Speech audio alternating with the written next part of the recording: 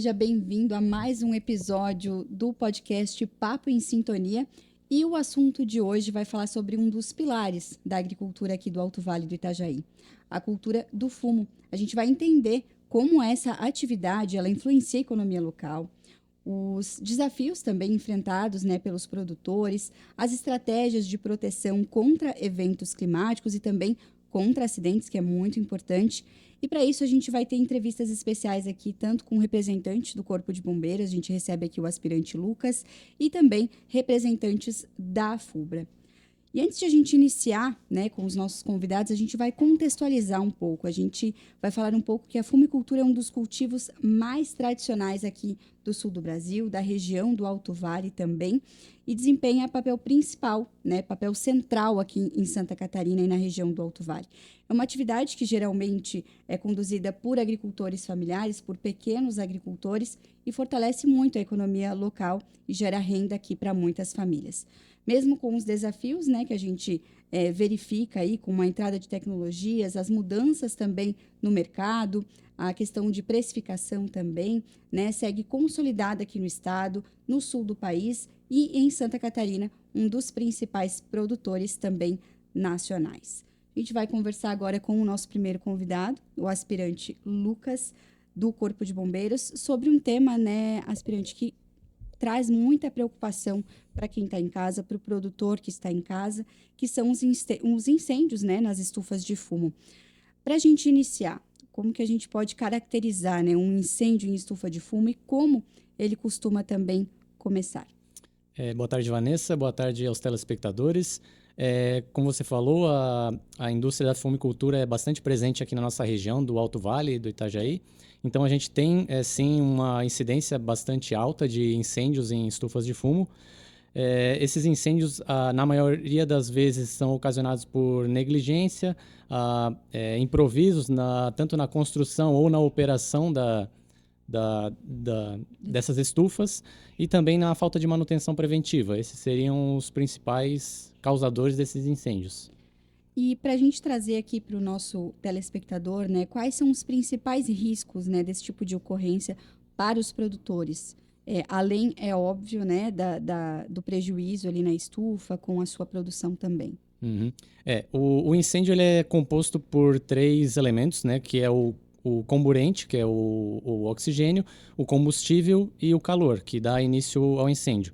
No caso desses incêndios em estufa, o combustível é o próprio fumo, que está lá na estufa secando. Então, esses incêndios eles têm uma grande quantidade de combustível e, por essa razão, a propagação e a intensidade deles é muito alta. A propagação ela é bem rápida. Uhum. Então, existe o risco, primeiro ali, o mais provável é para a propriedade, para o material do produtor. Então, por ser um incêndio bastante rápido, vai ocasionar a perda daquele material, daquela safra ali do produtor e às vezes até das edificações da própria estufa ou de edificações próximas, se houver edificações ali na proximidade. Mas também há o risco à vida, claro, das pessoas, aqueles que tentarem combater sem o devido cuidado. E essa é a principal perigo, E o que a gente verifica nas propriedades, principalmente em estufas um pouco mais antigas, é que às vezes a casa do produtor está muito junto, ou está grudada com a estufa também, aspirante? Isso, nesses casos da agricultura mais familiar, assim, realmente a produção ali está junto com a residência do produtor e esse é um risco, Um fator de segurança é, de fato, a distância de outras residências ou de outras edificações. Quais as medidas, que a gente pode trazer aqui para quem está nos acompanhando, medidas preventivas que eles podem adotar, que eles podem trazer para a propriedade para evitar esse tipo de acidente, por exemplo? Primeiramente, a gente precisa falar que o Corpo de Bombeiros Militar ele possui instruções normativas que determinam como se deve construir as edificações, o que deve ter nelas para que haja segurança quanto a incêndio e situações de pânico. Uhum. Então, o Corpo de Bombeiros Militar de Santa Catarina possui a Instrução Normativa 34, que aborda a questão de estufas de secagem. E nela há as medidas de prevenção que devem ser adotadas para esse tipo de edificação. Mas falando de maneira geral, como eu falei, um fator bastante importante é a distância de outras edificações. Então, ter uma distância mínima ali segura. o entorno das estufas ser um local livre e limpo, sem presença de material ou combustível que possa auxiliar na propagação desse incêndio. E isso seria na construção, né? Mas também tem a questão da operação das estufas, então se atentar ali às medidas de segurança, manter um monitoramento contínuo durante o processo de secagem e também a questão de manutenção preventiva, de fazer a manutenção tanto do sistema de aquecimento quanto de instalações elétricas, se houver na estufa, porque são pontos bem críticos e causadores de incêndio. A gente sabe que a nossa região aqui do Alto Vale, ela tem distâncias muito longas, né? Talvez do centro da cidade ou até mesmo da cidade aonde o quartel do Corpo de Bombeiros fica localizado. E numa situação como essa, o pânico realmente, né? E a situação pede, né, agilidade também. Então, em caso de incêndio, em caso de fogo, né? Qual que é o passo a passo correto antes da chegada do Corpo de Bombeiros, que a gente sabe que tem uma distância, às vezes, né, de uma cidade para outra? Uhum. Em caso de incêndio, um fator bastante importante que as pessoas às vezes não sabem, não se atentam, mas também não sabem, é fechar todas as aberturas de entrada de ar da estufa, né? Se houver ali o que tiver de porta e tal. Como eu falei anteriormente, o fogo ele é composto de 3 elementos: comburente, combustível e calor. O calor, nesse caso, a gente pode combater com água, se houver, que vai ser o que o Corpo de Bombeiros vai fazer quando chegar. E o combustível é aquilo que está dentro da estufa. Como eu falei, é bastante combustível e esse é um fator de risco e de dificuldade. Mas o comburente, que é a oferta de oxigênio, é algo que a gente consegue controlar. E isso vale para todos os tipos de incêndio, seja em edificações, prédios, enfim. Qualquer tipo de incêndio, a gente tem que tentar limitar o oxigênio. E isso se faz fechando as entradas de ar. Esse é um fator. O segundo, claro, é afastar todas as pessoas e animais daquele local para a segurança de todos, né? E acionar o Corpo de Bombeiros Militar por meio do número 193. Isso não necessariamente é uma ordem, mas tudo isso é muito importante que seja feito, né? Afastar as pessoas, limitar a entrada de oxigênio e ligar para o 193. Ao fazer essa ligação para o 193, a gente sempre relembra a necessidade de manter a calma, passar o endereço com bastante calma e, se possível, com ponto de referência. Essas estufas geralmente são em locais do interior. As nossas equipes são locais, então geralmente elas conhecem, né, aquele endereço, mas às vezes a nossa central que faz o recebimento dessa ligação possui alguma dificuldade de reconhecer. Então, sempre dá algum ponto de referência para facilitar e agilizar a chegada da equipe lá no local. E por último, se houver segurança para isso, né, a gente orienta que tente-se fazer um combate inicial, se o fogo ainda estiver num princípio ali, numa fase inicial, tentar fazer o combate seja com água, com terra, com batedores, enfim, aquilo que tiver a mão ali, com certeza vai ajudar em evitar a propagação e evitar o prejuízo ali do produtor. A gente até estava comentando antes de iniciar o podcast ali com os dirigentes da FUBRA, de que tem, inclusive, cidades que disponibilizam caminhão-pipa, né, também para esses agricultores. Então, importante, além de acionar o Corpo de Bombeiros, acionar a ajuda de terceiros também, né, aspirante? Claro, claro. Caso tenha algum contato, né, após ligar para o Corpo de Bombeiros, que é a prioridade, a gente orienta que peça ajuda de quem conseguir, mas a nossa central ela já faz esse serviço também.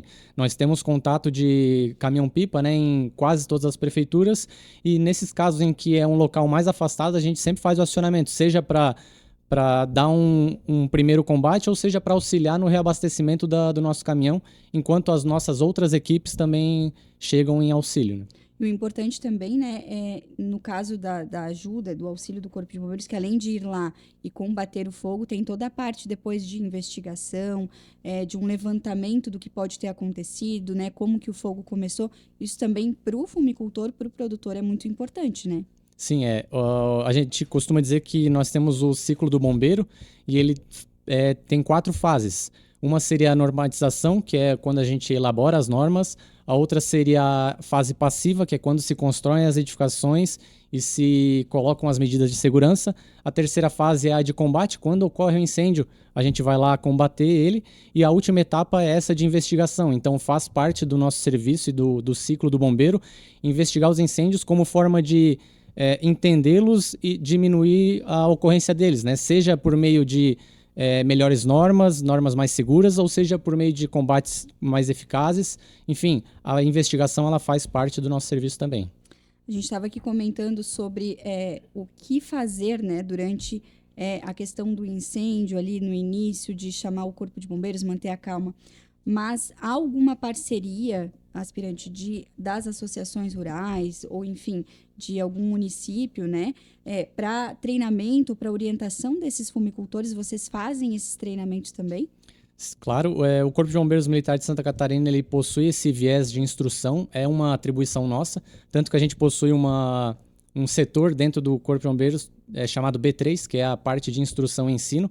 Então a gente aproveita inclusive esse espaço para colocar o Corpo de Bombeiros Militar à disposição das associações cooperativas que queiram reunir os seus associados para que a gente possa ir até o local, fazer palestras, fomentar essa prevenção, né? E da mesma forma, aqueles que têm algum tipo de dúvida individual que gostariam também de tirar, pode procurar o quartel do Corpo de Bombeiros Militar mais próximo ali da cidade, que as nossas equipes de segurança contra incêndio vão dar orientação e tirar as dúvidas para melhorar a atividade.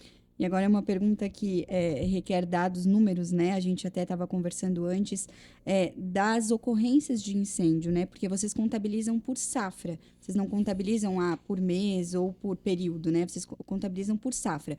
No ano passado, quantas edificações, quantas estufas, né, foram aí atingidas por incêndio e quantas já no ano de 2026? A gente tem um banco de dados das ocorrências e também das investigações, né? Com base nas investigações, eu fiz uma coleta e a gente observou que entre outubro de 2024 e fevereiro de 2025 houve 24 incêndios na área do 15º Batalhão de Bombeiros Militar, que é a área da AMAV, né? Uhum. Então, na safra 24-25 teve 24 incêndios e agora entre 25 e 26 ocorreram 32. Apesar que a safra não terminou ainda também, isso, né? Mas reunindo também dados de outubro a fevereiro, que já estamos quase no fim, né? Então, seriam meses parecidos.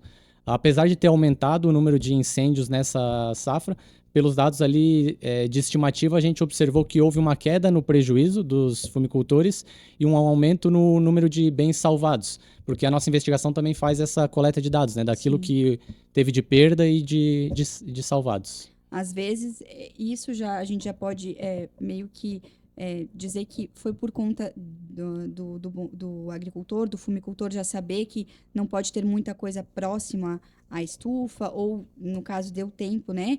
Ele manteve a calma e deu tempo de retirar esses pertences também? A gente não tem essa informação concreta, né? Ela pode ser em razão de diversos fatores, essa diferença, mas pode sim estar relacionada a um tempo de resposta melhor, um acionamento melhor, combate, ou então um combate inicial daqueles produtores. Talvez foram incêndios que não chegaram a se propagar tanto, a atingir outras edificações. Pode ser coisas nesse sentido.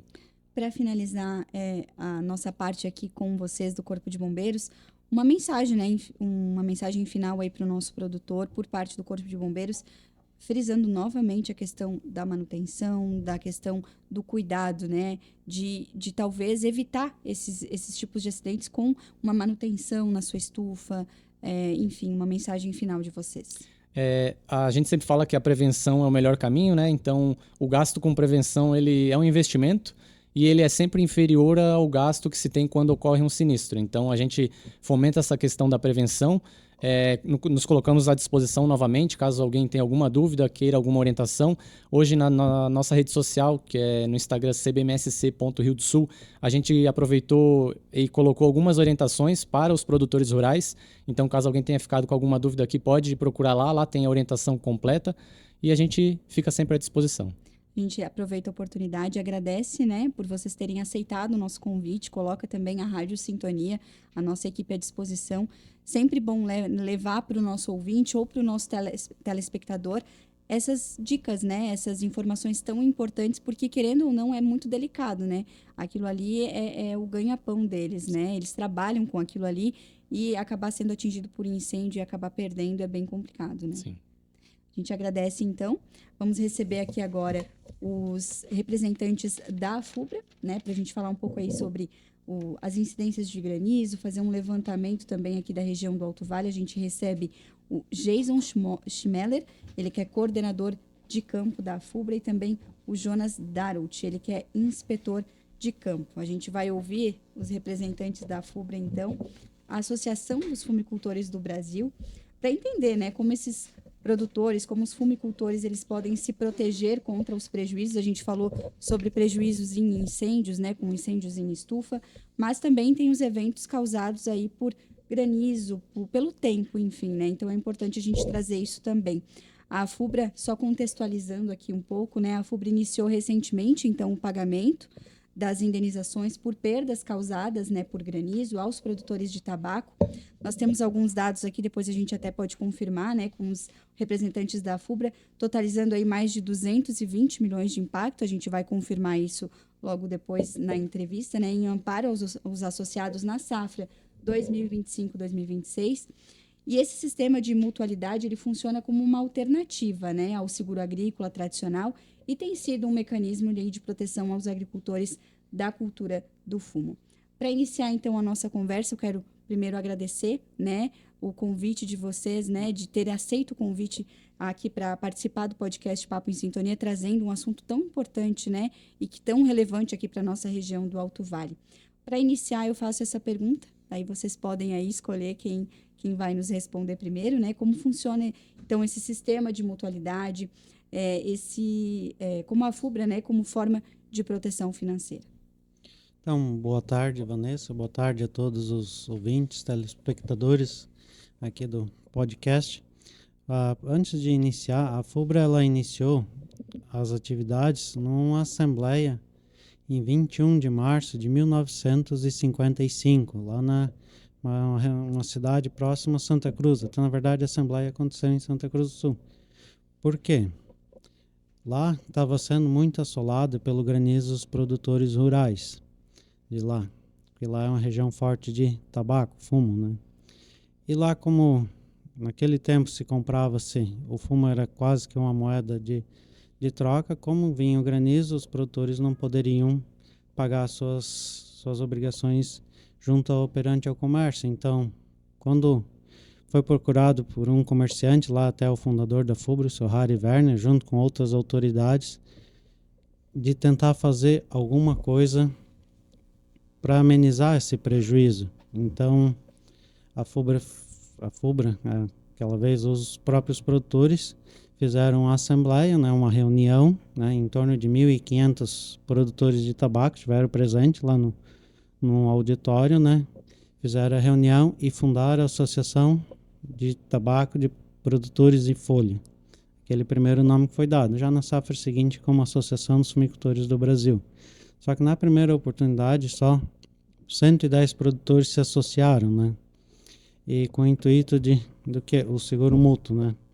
Ele é um seguro onde que todos contribuem, ou seja, um para todos e todos para um benefício só, né? Então, entraram lá, cada um depositou um valor, na safra seguinte, aqueles que foram atingidos pelo granizo, eles tiveram esse benefício, então tiveram a cobertura lá parcial de suas perdas que puderam amenizar na questão financeira das suas famílias, né? Com o passar do tempo, hoje foi como a FUBRA veio para os 3 estados nas décadas de 1960, né? 63, é. 63. A primeira filial depois de Santa Cruz foi Rio Negro, e depois de Rio Negro veio para Rio do Sul. Daí. Rio do Sul, em Santa Catarina, é a primeira filial da FUBRA depois de Rio Negro, por isso que é chamada Associação dos Fumicultores do Brasil, porque antes era só lá na região de Santa Cruz. Daí, né? Só na região do Rio Grande do Sul. Rio Grande do Sul daí. Então, nesse momento, veio indo para os 3 estados, né, e atendendo a região que é forte da fumicultura e onde é que sempre ocorre mais as incidências de granizo, né? E foi crescendo devido a esses fumicultores que se associaram aí primeiro, né, que foram junto, né? Os fumicultores foram vendo, né, que eles realmente eram indenizados e que o prejuízo, né, seria menor. Então, eles acabaram indo, né, e se associando, e esse foi o crescente da FUBRA, né, Jason? Exatamente, todos eles foram vendo os benefícios, né, que tem, né, porque quando você tem a sua lavoura perdida pelo granizo, né, que nem foi comentado, né? São produtores familiares, às vezes a única cultura dele é o tabaco, né? O fumo, né? E quando é perdido por granizo, ele fica sem o recurso até para manter a sua família, sua propriedade, tudo, né? Então, eles vêm com a FUBRA, ele se inscreve ali e tem essa garantia de poder, pelo menos, ter alguma cobertura questão da sua lavoura, né? E hoje todos os produtores de fumo podem se associar à FUBRA. Tem produtores, porventura, que acabam fazendo a produção do tabaco e não sendo, por exemplo, associado à FUBRA, ou todos que plantam precisam se associar? Como é que funciona? Não, porque assim, ó, para ser primeira coisa, para ser a FUBRA única só faz, o pessoal até pergunta às vezes para a gente, a FUBRA tem cobertura de outras culturas? Não, a FUBRA é só em relação ao tabaco. Uhum. Claro, a gente tem as lojas que vendem insumo para a diversificação das propriedades, né? Que não só é só o tabaco. A FUBRA não quer também que o produtor viva só do tabaco, quer que ele diversifique a sua propriedade. Uhum. Tem o seu gado, a sua galinha, peixe, né, plante milho, né, para a sua subsistência, né? Então, mas a cobertura do sistema mútuo da FUBRA é só na lavoura do tabaco.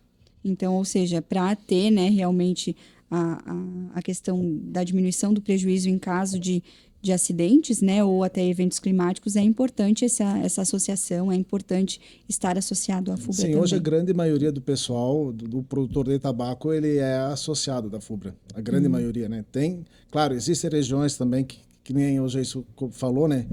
A região de Rio do Sul, Ituporanga, de Rio Negro, Mafra e de Imbituva, no Paraná, são as 3 regiões mais perseguidas pelo granizo. Há regiões, às vezes, que não há tanta incidência. Daqui a pouco o produtor pensa, eu não vou fazer, mas que nem aqui na nossa região, já fazia vários anos que tinha região que não pegava granizo. Infelizmente, esse ano ela veio, sabe? O granizo veio, então teve produtores. Até tinha um orientador ali na FUBRA essa semana que falou, o produtor falou, não, eu não vou fazer porque lá em casa não deu mais granizo. Daí por fim, o próprio orientador quase nem dormia aquela noite, pensou, será que eu não fiz? Não, o produtor optou por não escrever sua lavoura. Um caso, o outro, o produtor acha, não, eu não vou fazer porque faz tempo já que não dá mais. Só que é assim, a lavoura é uma indústria a céu aberto. Então, assim, como não pode dar, daqui a pouco, que nem aconteceu essa safra, em várias propriedades, houve grandes perdas pelo granizo, sabe? Então, é que nem igual o Geiso comentou aí antes, então tem muitos produtores que assim, a sorte ainda é que eu tenho seguro, sabe? Não é que a gente fala seguro, que é mais fácil porque os auxílios da FUBRA, sabe? A FUBRA não é uma seguradora, é uma associação que tem os auxílios, né? O auxílio da lavoura, o auxílio da estufa e o auxílio funeral, né? Então são os auxílios, não é seguro, é auxílio, né, para ajudar o produtor na hora difícil ali, tanto que nem o auxílio da queima de estufa, o auxílio, né, o auxílio funeral na hora que perde um ente querido, que tem a FUBRA também tem essa parte que também ajuda a auxiliar a despesa ali na hora tão difícil que acontece isso aí, né? Falando em seguro, né? Para a gente explicar para quem está nos acompanhando, qual que é as principais diferenças, né, entre o sistema e o seguro agrícola? A gente sabe, né, inclusive no podcast que a gente fez anteriormente sobre a cebola, a gente falou sobre o seguro da questão dos acionamentos. Tem agricultores, por exemplo, que acionaram várias vezes e não estão mais cobertos pelo seguro. A seguradora optou por não conceder o seguro. Isso na FUBRA também acontece? Tem um número de acionamentos? Como é que funciona? Assim, vamos colocar a diferença entre seguro e a parte do seguro mútuo, que é da FUBRA, né? A FUBRA, ela vem com o propósito, é uma associação sem fins lucrativos, onde que os associados pagam a sua inscrição, depositam lá como se fosse uma poupança. Aqueles que foram atingidos por sinistro ali pelo granizo vão receber o valor correspondente à sua lavoura, né? Como o sistema ele ficou muito grande, no início pegaram-se lá os 110 associados cada um botou um tanto lá, daí daqueles que não foram atingidos, então foi dividido aquele dinheiro para todos. Como tem nos 3 estados e hoje a FUBRA conta com mais de 90 mil associados, então teve que se pôr umas regras. As lavouras são avaliadas conforme a sua perca, né, conforme o estrago das suas folhas e então o produtor, o associado, recebe pela sua perca, né? E um seguro agrícola, né, ele tem fins lucrativos, então ele é por fins lucrativos, ele vai ter a lucratividade, então às vezes o que o produtor vai pagar de um seguro agrícola lá, tem que tirar o ônus de quem está fazendo, da seguradora e tudo isso aí. Não que a FUBRA não tenha, porque ela tem o custo dos seus funcionários, mas isso tudo, todo o dinheiro que porventura sobra, ele vai para um fundo de reserva que amanhã ou depois ele é usado quando dá uma incidência bem forte, né? Ou ele é pleiteado às vezes até para baixar o valor da sua inscrição na safra seguinte, né? A inscrição ela é feita por safra, no caso. Por safra, né? Na verdade, caso, como já nos comentou, o produtor queira se associar, ele faz um pedido de inscrição. Ele está pedindo para escrever a sua lavoura, né? Então, eu quero escrever a minha lavoura, são tantos mil pés que eu quero escrever. Tem o auxílio reconstrução estufa, que a FUBRA também tem cobertura, né? Então, eu quero escrever as minhas unidades de cura, minhas estufas e tantos mil pés. Daí, com base nisso, é calculado o valor dele. E nesse cálculo ali, quando é feita a avaliação, ele vai receber pelo aquele que ele pediu para escrever, né? Então, por exemplo, ele se inscreveu nessa safra, foi atingido pelo granizo e precisou ser indenizado. Mas na safra seguinte, ele fez uma nova inscrição e foi novamente castigado pelo granizo. Então, essa questão de acionamentos, ela não funciona como seguro. Ele é também indenizado se for atingido. Sim, se acontecer... É difícil de acontecer, mas se acontecer dá 6, 7 anos seguidos todo ano, porque a FUBRA também não tem a carência, sabe? Sabe? Então, se estragar meia folha por pé, uma folha por pé, ou 2 ou 3, não tem assim um valor mínimo, sabe? Então, se o produtor acha, estragou uma folha por pé, a FUBRA vai lá. E a diferença um pouquinho do nosso sistema é que o produtor... tem aqueles que optam por pagar antecipado, que tem um desconto, mas a grande maioria opta, que a FUBRA até fez, e é uma coisa diferente, o produtor faz a sua inscrição, planta, colhe, vende, aí que paga a inscrição. A inscrição, sabe? Não precisa se hoje tu vai lá, faz o seguro de um carro, tu já tem que mesmo que é parcelado, tem que pagar um pouquinho por mês, né? A FUBRA não. Ela espera o produtor vender o seu tabaco lá, quando chega lá, que nem agora o pessoal está vendendo, né? Aí agora que o pessoal começa também a fazer o pagamento. A fazer os pagamentos de sua inscrição, que a gente também opta, quem opta, né? A gente dá um desconto, né? Em agosto um percentual, todo ano muda, sabe? Então, em agosto um percentual, setembro outro e outubro outro. Então, dia 31 de outubro de cada ano, encerra-se o prazo para escrever também a sua lavoura no sistema mútuo da FUBRA. Pode começar a escrever agora, mas dia 31 de outubro, para essa safra 26, 27, que vai ser, é o limite para escrever a lavoura. Claro. Agora, como lá em Ituporanga também já está aí, o pessoal está plantando esse tabaco após cebola, também se o pessoal optar por fazer a sua inscrição, o único diferencial que a FUBRA faz é que, para esse tipo de safrinha, foi decidido em assembleia que o produtor tem que fazer o seu pagamento no ato de fazer a inscrição, quando quer fumo safrinha, que não é aquele período normal que se tende a plantar o tabaco. Daí tem que ser também pagado no ato de ir lá na FUBRA, pode ir lá fazer a inscrição agora, mas já tem que ser feito pagamento no ato, à vista daí, né? Porque é um fumo que é fora do ciclo, sabe? É um fumo plantado em janeiro, que não é um normal plantar em janeiro, fevereiro, né? Sim, não é um fumo que vai dar a qualidade, por exemplo, de um fumo que é plantado na época, no caso. A qualidade tudo depende do que a gente sempre fala, que eu falei antes, né? Depende do senhor lá, do clima, né? Pode ser que dá safra melhor, mas também não, né? Mas assim, não é o ideal plantar, porque tem as doenças que podem daqui a pouco, sabe? Então atingir, tem um ciclo, né? que nem tem a própria soja, e que tem um ciclo que o pessoal não pode plantar por causa das doenças, né? Aproveitando, né, esse gancho e já falando sobre o impacto que a gente sabe, né, como a gente mencionou antes também, que a região do Alto Vale ela é castigada, né, por granizo, por tempestades aí de verão, principalmente, né, e que acaba trazendo danos, né, porque a gente sabe que não é só a pedra, às vezes o vento pode trazer algum prejuízo também para o fumo. Qual que foi o impacto, né, nessa safra 2025-2026 em relação à safra passada, por exemplo? Teve um aumento da incidência do granizo? Teve um aumento do prejuízo? Como que a FUBRA avalia isso? Assim, eu até trouxe uma colinha aqui agora, né? Porque são números, a gente não gosta de aumentar e nem diminuir sem falar o correto, né? A nível do Alto Vale, essa safra agora, 25, 26, nós estamos contando Alto Vale contra a filial de Ituporanga e Rio do Sul, né? Alto Vale em torno de 4.500 acionamentos de sinistro. Safra 24, 25, ela é uma safra, vamos dizer assim, fora do normal, né? Que bom que foi fora do normal, porque tivemos bem poucos acionamentos, bem poucos produtores atingidos, né? A safra passada, em torno de 1.100 propriedades, produtores atingidos, né? Mas nós indo um pouquinho mais atrás, a safra 23, 24, a nível de Alto Vale, em torno de 4.700 produtores atingidos. A gente pode dizer que essa é a média normal, é o que a FUBRA sempre se prepara para isso, mais ou menos? Isto, esse ano em termos de acionamentos está dentro do normal. O que não está muito normal, o que aconteceu aí foi alguns municípios serem assolados, né, bem fortes, né. Temos bastantes municípios aí, um exemplo que todo mundo acredito que viu na mídia, né, o município de Petrolândia, né, com em torno de perto de 60% de toda a sua produção agrícola, né, não só o tabaco, né, foi atingido, né. Temos municípios de Agrolândia, Santa Terezinha, Vitor Meireles, todos aqui do Alto Vale foi bem assolado. Então a nossa região ela foi bem castigada, né?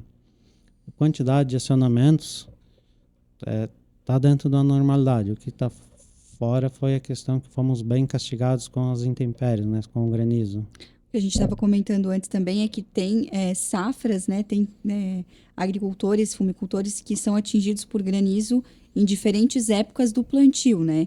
Ou o fumo um pouco menor, o fumo um pouco já na metade. Isso também acontece muito aqui na região do Alto Vale, de ser atingido por granizo em várias etapas, né, do crescimento do fumo? Sim, até que nem esse ano, infelizmente, o granizo veio em novembro. A primeira granizada que nós tivemos foi dia 3 de novembro, depois dia 22 de novembro e 28 de novembro. Foram as 3 datas assim que... Depois aqui de Poranga também dia 31 de janeiro, né, ali na Bela Vista, ali também ali teve uma incidência bem forte de granizo. Infelizmente, eu sempre falo, o divisor das águas é quase assim um dia em outubro, sabe? Se der granizo antes de outubro, o produtor o granizo não dá prejuízo, tanto prejuízo, sabe? Porque daí o fumo está na fase de crescimento e conforme os tratos culturais, as folhas baixeiras, né, que quebram, né, porque naquela época, então isso não é uma perda tão grande para o produtor, porque hoje o que pesa mesmo para o produtor, assim, o que dá o lucro mesmo é do meio pé para cima, sabe? Então, infelizmente esse ano o granizo veio tardiamente, em novembro, já quando a maioria das lavouras já estavam despontadas, né, ocasionando um forte prejuízo para os nossos associados. Esses números, né, que eu passei ali de cerca de 220 milhões em amparo aos associados na safra 2025-2026, é confirmado? Vocês já têm um levantamento disso? De quanto que vocês já vão... porque vocês já começaram as indenizações, já começaram o pagamento delas. Vocês têm uma noção de quanto que vão, em relação a reais, né, para a indenização desses fumicultores? Esse número já está um pouco mais, já está em 233, eu acho, milhões, né? Porque até semana passada ainda tivemos algumas incidências de granizo lá no Paraná. Então já está, eu acho que deve ser o recorde dos 70 anos da FUBRA em relação ao pagamento. Na safra 23-24 foi o recorde de acionamentos. Em número assim, deu...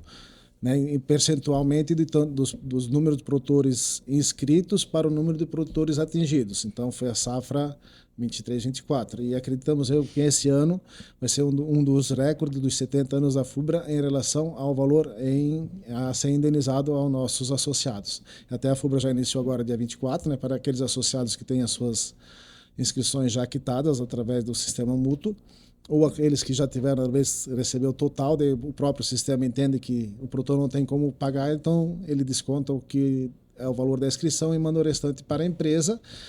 E se o produtor não deve nada para a empresa, em 4 dias ele está recebendo onde que a empresa, né, geralmente paga para ele, quando que ele é comercializado, esse valor está lá na conta dele no banco. Então, esses 230 e poucos milhões de reais já é considerado os 3 estados. Na região do Alto Vale, a gente tem esse levantamento? Tem esses números? Vocês têm esses números aqui? Não, esses números nós não temos, que ele fica lá com a nossa... Mas pode ser considerado talvez o recorde junto com os 230 e poucos milhões de reais? Com certeza sim. Até complementando a informação do Jonas, né, vê que a safra 23-24... A FUBRA também tinha em média 90 mil associados e teve 36 mil acionamentos. Percentualmente isso dá quase 40%. Quase 40%. Percentualmente, né? Na safra 24-25, 17 mil acionamentos. Vê que ainda foi bastante. Nós, Ainda bem que tivemos pouco estrago, todo mundo conseguiu colher suas lavouras, né? E na safra 25, 26, já temos 24.400 acionamentos nos 3 estados, né? Desses 24 mil, 4.500 é Alto Vale, né? Então a gente pode fazer uma conta aí que quase 20% É só daqui da região. só daqui da região, né? E a nossa safra ela ainda não finalizou, né? Temos ainda não sei qual que é o período, né, de finalização, mas podemos dizer que poderemos ter mais acionamentos até o final da safra? Poderemos sim, porque a safra, alguns produtores escreveram safrinha, né? E ela vai contabilizando, porque enquanto tiver tabaco na lavoura escrito, ele tem a vigência do seguro da mutualidade. Dele, né? Do seguro mútuo dele, né? Então podemos ter, só que a gente também sabe que pode acontecer algum granizo de forte intensidade, não para nós, mas sim em outras regiões que o plantio é mais tardio, né? Só que agora fevereiro, indo para março, as incidências são menores, né? Porque o foco de todas as incidências de granizo, falando em 3 estados, vai ser outubro, alguma coisa, novembro, dezembro e janeiro, né? São esses meses que são os mais críticos para todo o estado do sul aqui, né? Toda a região sul. Nós estávamos conversando com o Corpo de Bombeiros em relação a incêndio, né? E a gente sabe que o seguro mútuo da FUBRA também é para casos de acidentes, né? Como um incêndio na estufa. Todos os inscritos na FUBRA, né, têm também esse direito do seguro acidente, né? Tem a mutualidade ali do acidente. E acontece bastante, né? A gente viu aqui, são 30 e poucos acionamentos, né? 30 e poucos incêndios. Então, é bom para o produtor que se inscreve pelo fato de estar amparado também, né? Sim, ele também só pode escrever a sua estufa se ele tiver com tabaco escrito, né? Então, ele é um benefício a mais que a FUBRA tem, o auxílio reconstrução estufa, né? Então, quando acontece o sinistro na estufa, ele tem a opção de escrever ela ou não, só que ele só vai poder escrever desde que tenha fumo. Eu quero só escrever a minha estufa, não quero escrever a lavoura. Não pode. Tem que ter o tabaco escrito, que é um benefício a mais à estufa, né? E esse trabalho do Corpo de Bombeiros logo depois do incêndio, fazer essa vistoria e tudo mais, isso também conta para o seguro? Vocês pedem essa investigação, enfim, para saber o porquê do incêndio? O seguro, ele pede isso também? Na verdade não, porque tem, que nem o Cabo falou, tem umas localidades bem distantes, né? Até daqui a pouco nós vamos dar uma entrevista, mas o pessoal da FUBRA que deu tantos incêndios, porque assim, nem todos que daqui a pouco, porque assim, ó, acontecem incêndios de menos proporções, sabe? Daqui a pouco só derrete lá a hélice, queima um pouco o plástico, queima só um pouquinho o fumo. O prejuízo é menor. Eles não vão chamar o bombeiro por causa disso, sabe? E daí também tem umas situações, daqui a pouco é longe, aí pensa, mas até que chegar o bombeiro aqui, não, até os próprios vizinhos, que nem o Cabo falou ali, auxiliares já apagaram o incêndio, sabe? Então não vale a pena, tipo assim, não é que não vale a pena, vale sempre a pena chamar o bombeiro, só que até o bombeiro chegar. Até porque daí, tipo, na hora de escrever, que nem a gente falou, na hora de escrever, nós também não necessitamos de um laudo do bombeiro antes de escrever, sabe? Porque no seguro, se você faz um seguro de uma casa, o pessoal vai lá fazer uma vistoria para ver se tudo certinho, sabe? Então a FUBRA não faz isso, de estufa por estufa verificar. Então, na hora de nós fazer a avaliação, também não há necessidade até quando tem muitos casos que nós chegamos na propriedade, está isoladinho lá, todo cafitinho ainda. Até os produtores perguntam, precisa do laudo do bombeiro? Eu falei, não há necessidade, porque a gente dá uma olhada assim, porque foi por que pegou fogo, né? A gente também não tem assim tanta capacidade de chegar lá assim, não, foi porque deu um curto-circuito no motor, ninguém estava lá para ver se foi um curto-circuito no motor ou se daqui a pouco saiu uma fagulha lá de dentro da estufa, lá, da fornalha lá e incendiou a estufa, né? Como o produtor pode aderir, né, ao programa de mutualidade? Acho que a gente já meio que resumiu aqui um pouco. E quais os requisitos, né? Por exemplo, eu tenho que ter uma quantidade de pés plantados, eu tenho que ter 1, 2 estufas, enfim. Tem algum tipo de requisito para ele chegar e para se inscrever para essa mutualidade? O requisito, na verdade, sim, ele tem que ser maior de 18 anos, né? Isso é o fato principal, até porque para trabalhar na lavoura de tabaco tem que ser maior de 18 anos, né? Quantidade de 1.000 pés não tem, se o produtor queira segurar 5.000 pés, 100.000 pés. Estufas, a mesma situação, porque a estufas opcional, se ele queira escrever ou não, não é obrigatoriedade, né? A única coisa que a gente recomenda, se caso for, ele sempre escrever todo o tabaco da sua propriedade, né?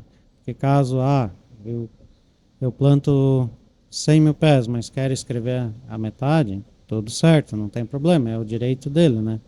Porém, a avaliação, quando a gente vai verificar as lavouras, são verificados os 100 mil pés, né? São todo o tabaco na sua propriedade. Mas o requisito mínimo é ter a idade mínima, né? E ele tem a opção de fazer vinculado à companhia, igual o Jonas falou anteriormente, né? Porque daí ele pode pagar a sua inscrição com tabaco agora, nessa época agora de comercialização. Ou caso ele optar por não ter vínculo com a empresa, ele pode ir lá na loja Fubra, tanto em Ituporanga como em Rio do Sul, ou via o WhatsApp, que já tem os telefones ali, para estar escrevendo de forma sem vínculo com a empresa. Porém, que sem vínculo na empresa, daí ele tem que ser pagamento no ato que faz. Daí. Aproveitando também esse gancho, a gente sabe que muitos produtores acabam arrendando terrenos, e nesses terrenos com a estufa, e o bloco de nota, na verdade, é do dono do terreno, né? Ele tem bloco de nota, mas do terreno em si, da estufa, acaba sendo do dono do terreno. Ele também tem direito ao seguro mutualidade, ele também pode fazer a inscrição, sendo que ele está plantando em um terreno que não é dele e utilizando uma estufa também que não é dele?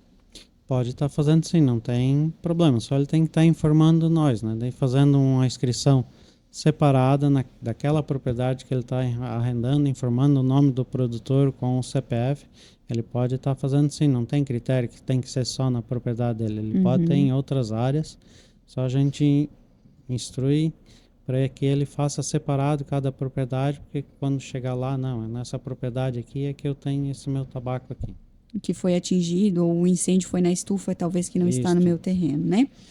E quais as orientações, assim, para a gente até mesmo finalizar, né, que a Fubra dá para os agricultores para que eles possam reduzir as perdas? Porque a gente sabe que não é só o granizo, né? Como é uma empresa a céu aberto, qualquer incidência, né, do clima acaba trazendo prejuízo. Então, para que eles possam reduzir essas perdas, né, e essas situações adversas. Isso é meio peculiar, porque, por exemplo, daqui a pouco chega no final da safra, como está despontado. Então, que nem eu falei, se dá um granizo ali em setembro, outubro, continuar o trabalho normal na lavoura, tá? Se continuar o trabalho normal, né? Porque, claro, tem situações que o granizo foi tão forte que não há como, mas é sempre tentar continuar o trabalho. Tipo, a gente sabe que pegou granizo, né? Então, já aconteceu um ano lá em Vitor Meireles, nós estávamos trabalhando lá, isso já faz uns mais de 10 anos atrás, até o próprio orientador falou, calma, vamos esperar um pouquinho, porque aquele ano foi bem forte o granizo, sabe? Daí quase quebrou tudo lá, mas só que o fumo estava em fase de crescimento. Ele falou, vamos esperar uns 10 dias, aí depois nós vamos ver o que nós vamos fazer. E aquele ano os produtores continuaram fazendo o mesmo tratamento, e no final da safra, daquele orientador, até a gente esquece que era um produtor da BAT na época, deu quase somente, tipo assim, uns torno dos 5% a diferença do que os caras ia, e a grande maioria ganhou quase tudo pelo total da Fubra, só que continuaram trabalhando. Então, assim, não desanimar, sabe? A gente sabe que é triste, tá lá uma lavoura tudo bonito, daqui a pouco, em poucos minutos, tá lá só os pés, né? Mas não desanimar, continuar trabalhando, né? E, né, para minimizar, e com certeza teve muita gente que já falou assim, o ano que deu granizo quando o fumo era novo, eu quase fiz 2 safras, que a Fubra pagou e depois eu consegui fazer e produzir o mesmo tanto, sabe? Então é importante não abandonar, né? Não ver, né, aquela lavoura que foi, querendo ou não, destruída pelo granizo, não abandonar, continuar cuidando, então. Sim, e daí também agora a gente sabe que na fase de comercialização não está igual a 3 safras atrás, né? Então a gente até a gente escutou o seu Marcílio, que é o nosso presidente, o que o produtor fazer? Está na hora de vender o seu tabaco, né? Então separar um pouquinho, porque a orientação hoje há 3 safras era só botar na caixa e vender tudo por B1. Esse ano não, esse ano há uma classificação no produto nas Coreias, a gente sabe o que está acontecendo, pessoal. Então pelo menos fazer 2 classificações, o melhor e o mais escuro, fazer 2 classificações, sabe? Não, tem produto, eu só vou botar na caixa, vou vender. Aí quando chega lá na empresa, há uma desvalorização naquele produto. Então, assim, fazer o mínimo para tentar chegar lá na empresa e conseguir um valor agregar bem melhor na hora da venda do tabaco também, né? É isso, então a gente aproveita a oportunidade e agradece, né? Tanto você, Jonas, quanto você, Jason, né? Coloca também a estrutura da Rádio Sintonia à disposição. A gente sabe o trabalho importante que a FUBRA presta para os fumicultores e a gente sabe o quanto a fumicultura é importante aqui na nossa região do Alto Vale, né?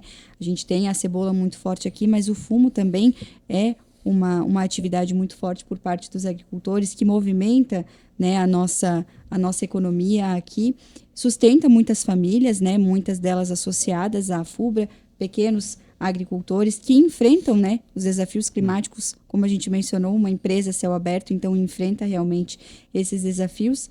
E as informações de hoje vieram aqui para mostrar a importância, né, da prevenção, do planejamento, do apoio também, porque é uma união, né, tanto dos fumicultores quanto da FUBRA, né? A gente agradece a participação de vocês. Então tá bom, muito obrigado. A gente colocamos à disposição a Rádio Sintonia. A gente agradece, então, novamente os nossos convidados, a você ouvinte, a você telespectador, por acompanhar mais este episódio. Até a próxima, até o próximo podcast Papo em Sintonia.